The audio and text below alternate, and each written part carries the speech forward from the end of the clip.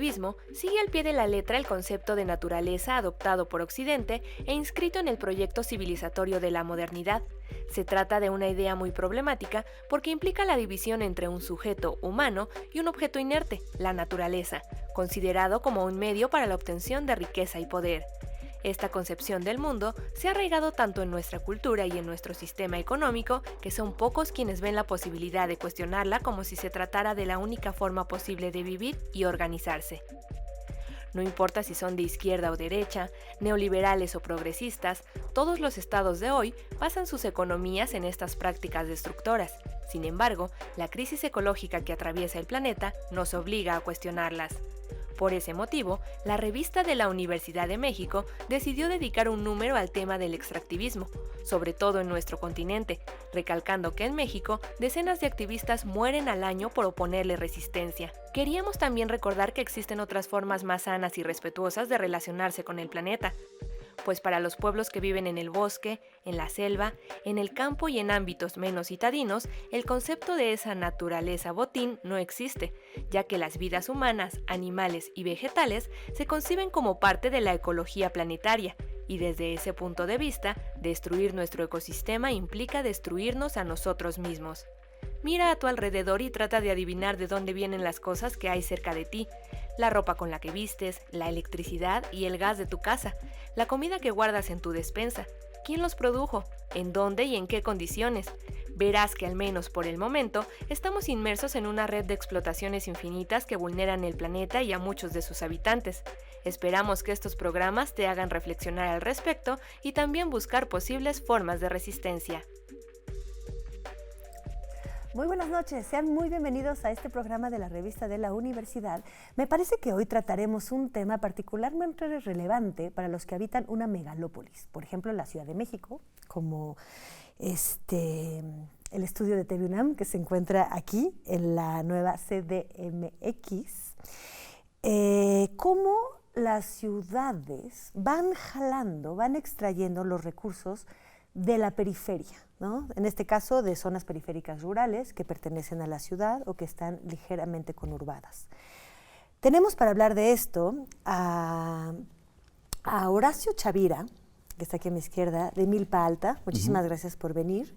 Tú eres un hijo de un comunero, estudiaste psicología en la UNAM, pero te dedicas más al cuidado de los bosques en la Brigada Comunal Tlalcoyotes. Correcto. ¿Correcto? Muchísimas gracias por venir. No, al contrario, gracias por la invitación. Y también está con nosotros Alejandro Velázquez, él es de Xochimilco, es abogado del Frente por la Defensa de los Pueblos y Barrios de la Anáhuac y está estudiando una maestría en la UAM Xochimilco de privatización, se llama, les digo cómo se llama porque me parece que es un título que nos permite adentrarnos un poquito en el ambiente del programa. Se llama Privatización, Acaparamiento y Mercantilización del Agua en la Ciudad de México.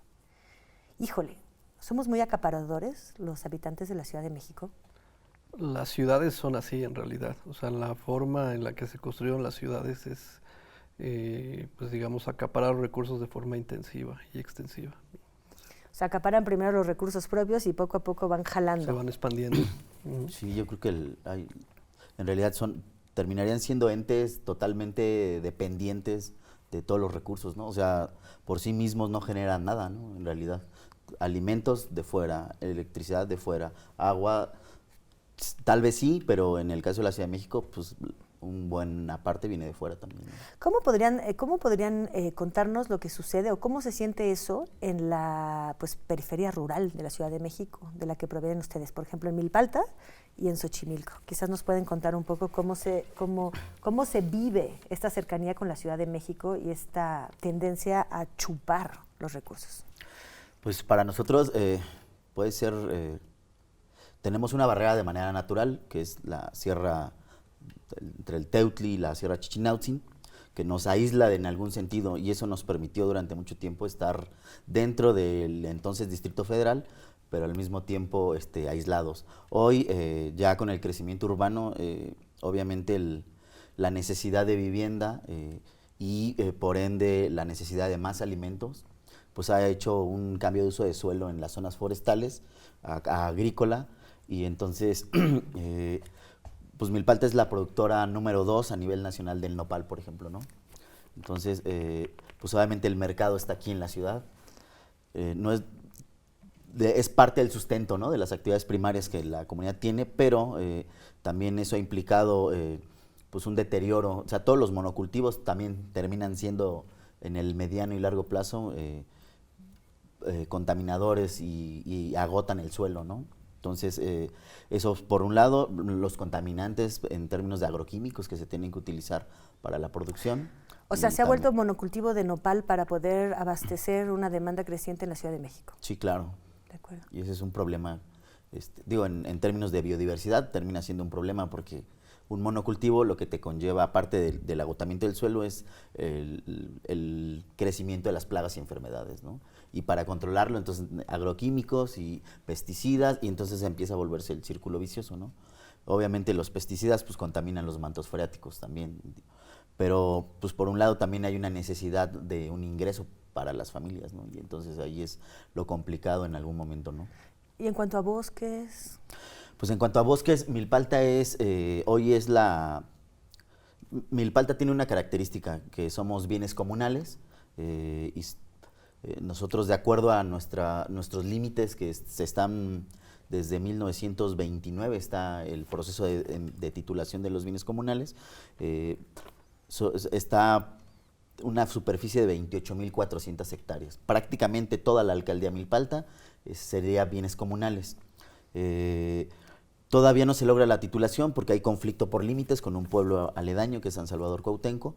Sin embargo, sí hay esta característica. ¿A qué voy con esto? Que esta posición ha permitido que por lo menos en el 2014, que fue el inventario forestal que se hizo, el último, eran casi 15.000 hectáreas forestales que Milpalta tiene, entre bosque de pinos, de encinos, oyameles y pastizales. Básicamente son como los principales estratos de vegetación.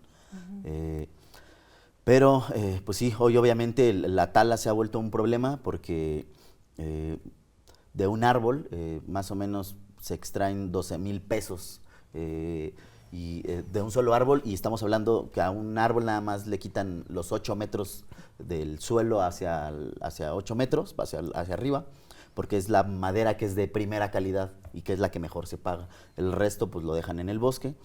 Entonces este ingreso rápido, sin pagar impuestos, ilegal, ha generado una fuerte presión y crecimiento de grupos que se han dedicado hoy a extraer la madera de manera ilegal, ¿no? Entonces la comunidad de repente se ha visto rebasada porque no tenemos pues una capacidad de confronta, ¿no? Pues es gente que va armada, es gente que ya armó redes de halcones, es gente de la misma comunidad, y a veces pues el miedo que siente la población también ha dejado y además que cuando detuvimos gente, pues a los 5 o 6 meses ya estaban afuera. Entonces de repente era como frustrante ver que ese proceso no se consolidaba en un castigo ejemplar, ¿no? ¿Y esa tala ilegal va a la Ciudad de México, a las madereras de la Ciudad de México, o se exporta hacia otros lugares, tú sabes? Estado de México y Ciudad de México. Ciudad de México. Sí, nosotros obviamente colindamos con Morelos y con el Estado de México. De acuerdo. Entonces, de hecho, la misma Comisión Nacional Forestal manifiesta que entre el 65 y 70% de la madera que se mueve en el país proviene de fuentes ilegales. Ay, qué tristeza. Bueno, Alejandro, cuéntanos ahora tú un poquito Xochimilco, sí, que es un poquitito más, digamos, en el mapa no tan lejano, también en la periferia rural de la Ciudad de México. Ahí, ¿qué es lo que se extrae? ¿Qué es lo que la ciudad saca de Xochimilco y qué daños provoca eso? Pues me centraré en el agua. Digamos que en Xochimilco lo que se vive es una injusticia histórica con el tema del agua. Desde la época del Porfiriato, se creó un gran acueducto que conectaba los manantiales de Xochimilco con las zonas centrales, con las crecientes colonias nacientes como la Condesa. Entonces, desde esa época hasta la actualidad se ha extraído el agua de Xochimilco hacia zonas más favorecidas, que han terminado siendo más favorecidas en términos económicos. Y desafortunadamente esta subextracción de líquido ha roto el sentido de pertenencia de los xochimilcas con su entorno. Los xochimilcas antes nadaban en sus propios manantiales, tenían una relación muy cercana con el agua, y eso ha llegado hasta el punto en el que estamos actualmente, que por ejemplo los canales turísticos de Xochimilco, que son visitados por miles de personas en el año, en realidad se sostienen ya no con la agua del mismo lugar, sino con las plantas de tratamiento que vienen del Cerro de la Estrella. Entonces, digamos que son aguas tratadas, no todas, pero en una buena parte lo que sostiene el turismo actualmente es estas plantas de tratamiento, porque, digamos, se agotaron este recurso y todavía lo siguen haciendo, ¿no? Y esto tiene varias consecuencias. Por ejemplo, en el sismo del 2017, Xochimilco, San Gregorio Atlapulco, un pueblo originario de Xochimilco, fue de los más afectados. Y esto es debido a que pues, la sobreextracción del líquido también produce asentamientos diferenciales en el suelo, en la tierra, y eso hace que sean más susceptibles a que en fenómenos telúricos pues, vaya este tipo de catástrofes, ¿no? Entonces por eso San Gregorio fue muy afectado, y desafortunadamente Xochimilco actualmente es una de las alcaldías que padece más del agua. Se recibe agua por tandeo, no se recibe diariamente, se recibe algunas horas, algunos días de la semana. En muchas ocasiones la gente ni siquiera sabe a qué hora va a llegar el agua, tiene que estar al pendiente, llenar los tambos. Eso genera una tremenda desigualdad porque es tiempo que se está ocupando en estar pendiente al agua, en estar pendiente de las pipas. Las pipas generan un control político por parte de la alcaldía hacia la propia gente. Entonces, digamos que se generan una serie de problemáticas sociales y solamente se ha agravado la desigualdad entre la zona central y la zona de los pueblos originarios de Xochimilco. O sea, en este asunto del agotamiento, ¿te refieres a que ya no hay agua en Xochimilco o no hay suficiente agua para el consumo local? Entonces tienen que, traerla, como dices, de plantas de saneamiento por pipas, o que todavía hay agua pero se la siguen llevando. Todavía hay agua y hay una desigual distribución. O sea, digamos que sí hubo un saqueo impresionante desde el acueducto del Porfiriato. Después se generan baterías de pozos, varias en varias partes de Xochimilco también para llevarse el agua. El sistema de aguas de la Ciudad de México afirma que en estos momentos ya no sale el agua. Hay mucha desconfianza sobre esos datos que da el propio sistema, pero las propias estimaciones de los habitantes que han ido con la autoridad a revisar pozo por pozo dan cuenta de que sí habría agua suficiente para abastecer de forma diaria. Y con un mínimo necesario para las actividades diarias, ¿no? En cada casa. Sin embargo, no está llegando. Entonces es un problema de distribución. Y eso le sumas también que hay agua que ya no está saliendo del territorio, pero ya hay algunos proyectos comerciales que se han asentado. Hay algunas plazas comerciales, hay algunas tiendas de autoservicio que están consumiendo más agua que el agua que reciben los habitantes, ¿no? Por ejemplo, una plaza comercial que se hizo en el 2017, Terraza Arenal en Tepepan, tiene un consumo promedio diario de 40,000 litros de agua al día, y el consumo promedio de los habitantes apenas llega a los 150 litros por día, ¿no? Y hay otros casos peores. Una tienda de autoservicio, un supermercado, tiene un consumo diario de unos 10,000 aproximadamente, y los habitantes de esa misma colonia o pueblo tienen un consumo diario de unos 50 litros de agua al día. Entonces, entiendo. ¿Sabes qué? Pues muchas gracias por esta pequeña introducción. Nos vamos a ir a una pausa y vamos a volver un poquito con la idea de qué resistencia o soluciones hay a estos problemas, un poquito, y también los riesgos del activismo, ¿no? Los obstáculos. Entonces, nos vamos a una pausa y volvemos con nuestros invitados de Milpa Alta y Xochimilco.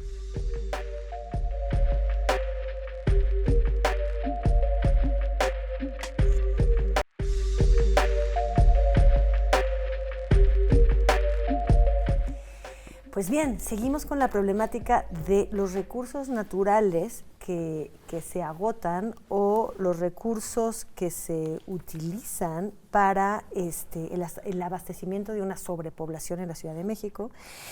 Estábamos hablando de que en Milpa Alta es los recursos maderables, pero también hay recursos no maderables que no mencionamos, quizás los podemos mencionar ahora, aparte del cultivo, el monocultivo del nopal. Dime, Horacio, ¿qué daños causa esto al ambiente? O sea, ¿hay daños ambientales, daños a la salud? O sea, ¿dónde está el problema y qué tan reversible es estos daños? Pues yo creo que en general las zonas forestales aportan bienes y servicios ambientales, ¿no? La regulación del CO2, la cuestión de microclimas o regulación de temperaturas, la cuestión de la captación de agua pluvial, reservorios de biodiversidad, proveedores de alimentos, etcétera, ¿no? Entonces, obviamente, todo eso quedaría en daño, ¿no? O todo eso tiene un detrimento en términos de la calidad de estos servicios ambientales o bienes Además, y esos servicios. servicios ambientales no son solamente para la alcaldía, me imagino que contribuyen también al resto del valle, o sea, un equilibrio general Sí, claro, del o Valle sea, de México. finalmente el agua no dice, bueno, yo tengo mi límite de Milpalta y ahí me voy a quedar. No, claro que no. O sea, finalmente se filtra hacia las zonas bajas de la cuenca. Básicamente, una parte se va hacia Tlalpan, otra se va hacia Cuernavaca, Tepoztlán, otra se va hacia Juchitepec y la otra se va a Tecómitl y nuestra alcaldía con la que colindamos al norte, que es Tláhuac, ¿no? Entonces, toda esa agua se va hacia allá, ¿no? También. Obviamente también ahí el crecimiento poblacional sin ningún tipo de planeación ha generado pues que no hay servicios. En el caso específico del agua, tampoco podemos olvidar que el proceso neoliberal lo que ha venido haciendo es pues, proyectar una cuestión de privatización en el servicio, ¿no? Por lo menos hasta Óscar Espinosa Villarreal, que fue el último regente, él todavía pasó a dejar las concesiones, al menos hasta el 49% de privatización del sistema de aguas de la Ciudad de México, en la parte administrativa, ¿no? Entonces, Ebrard quiso privatizar más, no se dejó la ciudad en algún sentido, hubo resistencia, pero hay 4 empresas internacionales que manejan, ¿no? Españolas y francesas principalmente. Entonces, la parte administrativa ya está privatizada. Entonces, de repente lo que nos queda a los pueblos pues es solo defender desde la trinchera digo, en el caso Milpalta, quisieron hacer hay una veda en la Ciudad de México, no se pueden hacer pozos, y lo único que hacen es hacer reposición, digamos, ¿no? Entonces cierran uno y lo reponen en algún otro lugar. En Milpalta quisieron hacer eso, pero la comunidad se entera hasta que ya llegan las máquinas, ¿no? Entonces nadie avisó y obviamente la gente se ampara, hace plantón y se opone, ¿no? Y el gobierno sigue utilizando la misma, ¿no? No informan cuál es la condición que existe para estos proyectos. También quisieron imponer una escuela de la Fundación Bayeres, una secundaria, esa era la excusa, pero también el proyecto iba acompañado de una concesión de agua en uno de los pueblos de Milpalta.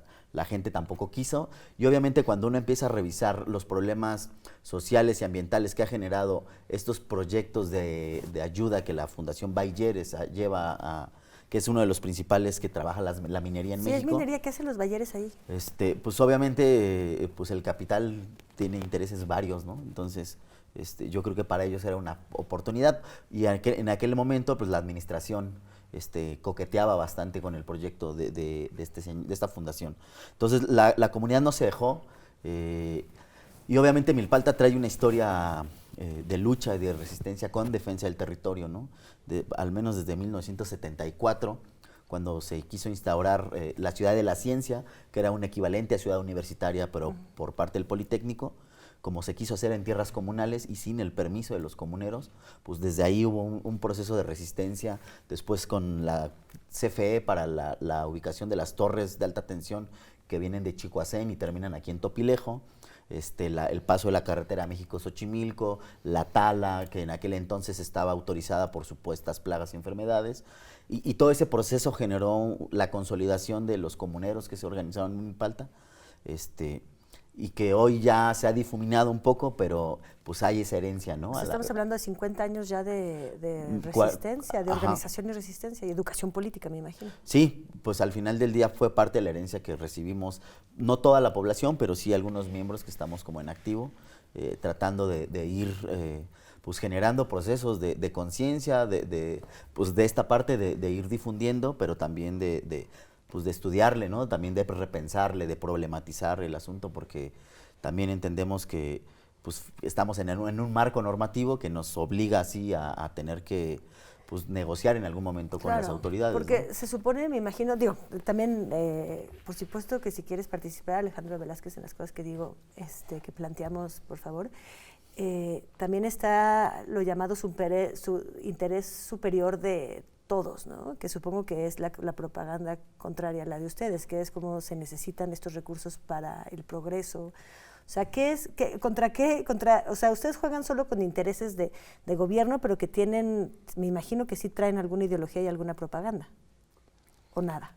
Sí, bueno, mira, por ejemplo, en el tema pues de otra forma de extractivismo y de afectación al agua, nosotros en los últimos 3 años peleamos contra un megaproyecto que se hizo en la zona de humedales de Xochimilco, un distribuidor vial. Que se vendió, se planteó desde el gobierno de la Ciudad de México de que iba a mejorar la movilidad. Pero bueno, sabemos que este tipo de infraestructura solamente favorece al automóvil particular. El automóvil particular es uno de los medios de transporte menos utilizados por los habitantes de la Ciudad de México. Y en ese sentido, digamos, lo que estuvo en juego eran esas dos visiones. O sea, mantenemos los humedales porque los humedales de una otra forma regulan la temperatura de toda la Ciudad de México, o promovemos este proyecto que se plantea como una carretera, como una visión de progreso, de desarrollo, de avance de los pueblos. Y desafortunadamente al final pues se impuso esta gran obra en Xochimilco, ¿no? Pero siempre estuvieron presentes esas dos visiones, desde la conservación, pero no solamente la conservación, sino la interacción. Es decir, los humedales no solamente se conservan porque se vean bonitos, sino porque son necesarios para la reproducción de la propia cultura xochimilca y de la vida, del aire, etcétera, ¿no? Y en ese sentido, no solamente es ese proyecto que es gubernamental, sino que ha habido muchas políticas en las últimas 2 décadas de favorecer al sector inmobiliario por encima de las condiciones básicas de la sociedad, ¿no? de las necesidades básicas de la sociedad. Sabemos que se hacen plazas comerciales, grandes torres de edificios, de condominios, de viviendas, de oficinas, y parece ser que en la ciudad no hay nada que los pare, ¿no? O sea, ni aunque ya sabemos que todo el acuífero de la zona metropolitana es una condición de explotación desde hace mucho tiempo, que mucha del agua que obtenemos no viene de aquí, sino que viene de otras fuentes en el Estado de México, el sistema Lerma-Cutzamala. Seguimos promoviendo esta ideología del crecimiento infinito, como si pudiéramos crecer al infinito en un lugar de recursos finitos. Ajá. ¿Qué tan reversible es lo que está pasando? O sea, sí. Yo desde donde lo concibo es que, finalmente ya el tiempo, estamos a punto de llegar a la hora cero, ¿no? Que se supone que es esta valoración científica donde ya no va a haber punto de retorno. En el caso de nosotros, yo creo que sí, la posibilidad de que somos la segunda alcaldía más grande, que tenemos al menos unas 12,000, 13,000 hectáreas forestales, unas 7,000 hectáreas de zona de cultivos, más la zona urbana, tendríamos por lo menos condiciones geográficas para que en este momento tomemos decisiones estratégicas y de parteaguas para poder hacer reversibles los procesos. Obviamente esto implica pues la posibilidad de armar plan estratégico, ¿no? Desde la producción, desde los servicios, desde qué es lo que quiere la comunidad de Milpalta. Obviamente, pues, sí existe pues la presión de la ciudad, pues es grande, el mismo crecimiento de la población requiere más servicios, o sea, las ciudades son entes totalmente voraces, todo el tiempo están comiendo todo, ¿no? Entonces, eso a veces nos mete en esta dinámica complicada de querer no crecer junto con la ciudad, ¿no? Pero yo creo que sí, todavía pudiéramos, pero efectivamente hay que hacer planeación. O sea, si uno revisa las políticas públicas, por lo menos en la parte del medio ambiente en la Ciudad de México, antes Distrito Federal, o sea, la tendencia es que no han servido. O sea, los recursos cada día son menores, nada más hay que ver las fotos del Cerro de la Estrella, Huichaltépetl, y cada vez se va viendo menos, ¿no? El suelo de conservación en la ciudad cada día va siendo menos. Entonces, en realidad todas esas políticas no han funcionado ni de contención. Entonces habría que generar otro tipo de política que implique, pues en algún momento sí algo más, un poco radical, en el sentido de que radical es resolver de raíz, ¿no? Entonces, pero sí, yo creo que todavía podríamos estar en posibilidades de revertirlo. Sí, realmente, o sea, es muy preocupante la situación. O sea, la crisis no es algo futuro, es algo que ya muchas personas viven. Es decir, una crisis ambiental o hídrica en la Ciudad de México se vive de forma distinta, ¿no? O sea, digamos que hay personas en Iztapalapa, por ejemplo, o en los pueblos Xochimilco, Tláhuac, que esa crisis o ese día cero es para ellos una realidad vivible desde hace 20 años por lo menos, ¿no? A lo mejor ahora le va a empezar a tocar a otros sectores que antes no les había tocado, ¿no? Alguna clase media o clase alta dentro de la Ciudad de México. Pero digamos que el escenario que el propio gobierno de la Ciudad de México planteaba en un borrador que hizo de programa de ordenamiento territorial decía, el acuífero de la zona metropolitana de continuar esta tendencia podría agotarse en el año 2050, ¿no? Entonces ya es preocupante que las presas del sistema Lerma-Cutzamala estén en este nivel tan bajo, porque de eso dependen muchas partes de la ciudad. Entonces, si realmente queremos que sea sobrevivible estar en este territorio, se tiene que hacer un cambio de fondo, pues, o sea, y casi un frenón a este modelo de crecimiento, ¿no? Tenemos que cuestionar si realmente podemos seguir sustentando los desarrollos que se están generando todavía en la Ciudad de México, ¿no? Y me parece que la respuesta es obvia, y en ese sentido, pues, sí, es reversible porque, digamos, todo depende de la acción humana. O sea, el escenario en el que estamos ahorita fueron humanos actuando políticamente y otras personas actuando políticamente, podemos revertirlo, pero es urgente, ¿no? De acuerdo. Se ha terminado el programa, me encantaría que pudiéramos continuar, pero ¿ustedes tienen algunas referencias donde la gente puede buscar a las personas organizadas justamente para proteger el agua o regenerar ciertas zonas? Pues yo creo que... Yo sí, pues, soy integrante de una organización de pueblos, somos el Frente por la Defensa de los Derechos de los Pueblos y Barrios originarios de la Cuenca del Anáhuac. Somos una organización apartidista, sin fines de lucro. Está formada por integrantes de pueblos y barrios de prácticamente toda la ciudad, algunos representantes también, y entre nuestros ejes de trabajo está el tema de los bosques, el tema del agua y el tema de la defensa de los pueblos. Perfecto, pues muchas gracias. Pues ya escucharon, tienen a dónde ir a preguntar, tienen a dónde ir a sumar, ¿no? Por supuesto tenemos que sumar en el cambio de paradigmas, ¿no? Y ver de veras que los problemas que causamos en esta ciudad. Muchas gracias por venir a la ciudad, por lo menos hacia el centro de la ciudad, Horacio y Alejandro. Gracias a ti. Gracias. Vale. Y bueno, pues nosotros nos vemos la próxima semana aquí, en el mismo canal, para seguir reflexionando en toda esta devastación ambiental que hacemos con tal de extraer los recursos naturales. Muy buenas noches.